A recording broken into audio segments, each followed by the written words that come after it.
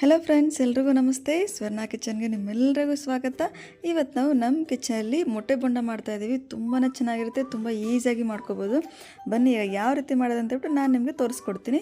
ನಾನಿಲ್ಲಿ 3 ಮೊಟ್ಟೆ ತೊಗೊಂಡಿದ್ದೀನಿ, ಬೇಯಿಸಿರೋ ಮೊಟ್ಟೆ. ಈಗ ಇದನ್ನು ನಾವು 2 ಪೀಸಾಗಿ ಕಟ್ ಮಾಡ್ಕೊಳ್ಳೋಣ.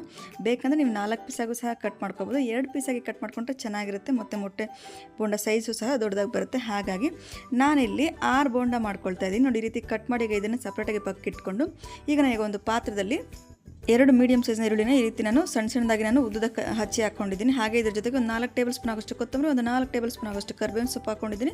ಹಾಗೆ 1 ಕಪ್ ಆಗೋಷ್ಟು, ಒಂದು 100 ಗ್ರಾಮ್ಸ್ ಆಗೋಷ್ಟು ಕಡಲೆ ಹಿಟ್ಟು, 1 ಟೇಬಲ್ ಸ್ಪೂನ್ ಆಗೋಷ್ಟು ಅಕ್ಕಿ ಹಿಟ್ಟು, ಹಾಗೆ 1 ಟೇಬಲ್ ಸ್ಪೂನ್ ಆಗೋಷ್ಟು ಶುಂಠಿ ಬೆಳ್ಳುಳ್ಳಿ ಪೇಸ್ಟ್ ಹಾಕ್ಕೊಂಡಿದ್ದೀನಿ. ರುಚಿಗೆ ತಕ್ಕದಷ್ಟು ಉಪ್ಪು ಹಾಕಿ ಒಂದು 2 ಟೇಬಲ್ ಸ್ಪೂನ್ ಆಗೋಷ್ಟು ಅಚ್ಕಾರದ ಪುಡಿ ಹಾಕ್ಕೊಂಡಿದ್ದೀನಿ. ಹಾಗೆ ಒಂದು ಅರ್ಧ ಟೇಬಲ್ ಸ್ಪೂನ್ ಆಗೋಷ್ಟು ಧನಿಯಾ ಪೌಡರ್ ಹಾಕ್ಕೊಂಡಿದ್ದೀನಿ. ನೀವು ಬೇಕಾದರೆ ಇಲ್ಲಿ ಹಸಿಮೆಣಸಿನಕಾಯಿ ಸಹ ಹಾಕ್ಕೋಬೋದು. ನಾನು ಇಲ್ಲಿ ಅಚ್ಕಾರದ ಪುಡಿ ಹಾಕ್ಕೊಂಡು ಈಗ ಇದನ್ನೆಲ್ಲ ಚೆನ್ನಾಗಿ ಮಿಕ್ಸ್ ಮಾಡ್ಕೊಳ್ಳೋಣ. ನೀರು ಒಂದು ಸ್ವಲ್ಪನೇ ಹಾಕಿ ಮಿಕ್ಸ್ ಮಾಡ್ಕೋಬೇಕಾಗುತ್ತೆ. ಈರುಳ್ಳಿದೆಲ್ಲ ಸಹ ನೀರು ಇರುತ್ತಲ್ವ, ಹಾಗಾಗಿ ಒಂದು ಸ್ವಲ್ಪನೇ ಹಾಕಿ ಮಿಕ್ಸ್ ಮಾಡ್ಕೊಳ್ಳಿ. ಸ್ವಲ್ಪ ಲೈಟಾಗಿ ಗಟ್ಟಿ ಇರಬೇಕಾಗುತ್ತೆ ಮಿಕ್ಸಿಂಗು.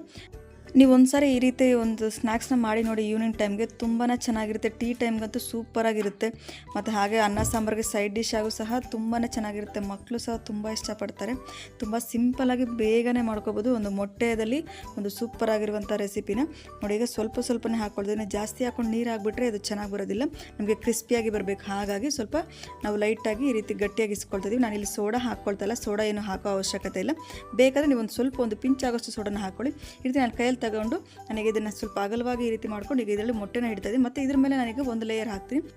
ನಾವು ಈ ರೀತಿ ಮೊಟ್ಟೆ ಮೇಲೆ ಬೋಂಡ ಮಿಕ್ಸ್ನ ಈ ರೀತಿ ನಾವು ಅಪ್ಲೈ ಮಾಡೋ ಟೈಮಲ್ಲಿ ಸ್ವಲ್ಪ ಕೋಟಿಂಗ್ ಸ್ವಲ್ಪ ನಾವು ತೆಳುವಾಗಿ ಕೊಡಬೇಕಾಗುತ್ತೆ. ತುಂಬ ಮಂದ ಆಗಿಬಿಟ್ರೆ ಏನಾಗುತ್ತೆ, ಎಣ್ಣೆದೆಲ್ಲ ಹಾಕಿದಾಗ ಒಳಗಡೆ ಎಲ್ಲ ಹಸಿ ಇದ್ದೋಗುತ್ತೆ. ಹಾಗಾಗಿ ಆದಷ್ಟು ಸ್ವಲ್ಪ ಕೋಟಿಂಗ್ ಲೈಟಾಗಿರಲಿ. ನೋಡಿ, ಈಗ ಎಣ್ಣೆ ಕಾಯೋದಕ್ಕೆ ಇಟ್ಟಿದೆ, ಬಿಸಿ ಆಗಿದೆಯಲ್ವ ಅಂತ ಚೆಕ್ ಮಾಡ್ಕೊಂಡು ನಾನೀಗ ಒಂದೊಂದಾಗಿ ಹಾಕ್ಕೊಳ್ತಾ ಇದ್ದೀನಿ. ನೋಡಿ, ಈಗ ನಾನು ಈ ರೀತಿ ನೀಟಾಗಿ ಮೊಟ್ಟೆ ಎಲ್ಲ ನೀಟಾಗಿ ಕವರ್ ಆಗಿದೆ.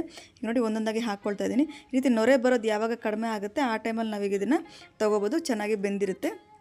ಎರಡೂ ಕಡೆಗೂ ಬೋಂಡನ ನಾವು ಚೆನ್ನಾಗಿ ಎಣ್ಣೆಯಲ್ಲಿ ಫ್ರೈ ಮಾಡ್ಕೋಬೇಕಾಗುತ್ತೆ, ಇಲ್ಲಾಂತಂದರೆ ಹಸಿಯಾಗಿದ್ದೋಗ್ಬಿಡುತ್ತೆ. ಲೈಟ್ ಬ್ರೌನ್ ಬಂದ ತಕ್ಷಣ ನೀವು ಡೈರೆಕ್ಟ್ ಇದನ್ನು ತೊಗೊಂಡು ಸರ್ವ್ ಮಾಡ್ಕೋಬೋದು. ಬಿಸಿ ತಿನ್ನೋದಕ್ಕೆ ತುಂಬಾ ಚೆನ್ನಾಗಿರುತ್ತೆ. ಈಗ ಬೇರೆ ಮಳೆ ಬೀಳ್ತಾ ಇದೆ, ಈ ಮಳೆಗೆ ಈ ರೀತಿ ಬಿಸಿ ನೀವು ಮೊಟ್ಟೆದಲ್ಲಿ ಬೋಂಡ ಮಾಡಿಕೊಂಡ್ರೆ ತುಂಬಾ ಚೆನ್ನಾಗಿರುತ್ತೆ. ಟೀ ಟೈಮ್ಗೂ ಸಹ ಸೂಪರ್ ಕಾಂಬಿನೇಷನ್ ಆಗಿರುತ್ತೆ. ಇಲ್ಲ ಈವ್ನಿಂಗ್ ಟೈಮ್ ಸ್ನ್ಯಾಕ್ಸ್ಗೆ ಅಥವಾ ಮಕ್ಕಳಿಗೆ ಸ್ನ್ಯಾಕ್ಸ್ ಬಾಕ್ಸ್ಗೆ ಸೂಪರಾಗಿರುತ್ತೆ ರೆಸಿಪಿ. ಒಂದ್ಸರಿ ಟ್ರೈ ಮಾಡಿ ನೋಡಿ, ತುಂಬಾ ಚೆನ್ನಾಗಿರುತ್ತೆ. ತುಂಬ ಸಿಂಪಲಾಗಿ ಮಾಡ್ಕೋಬೋದು.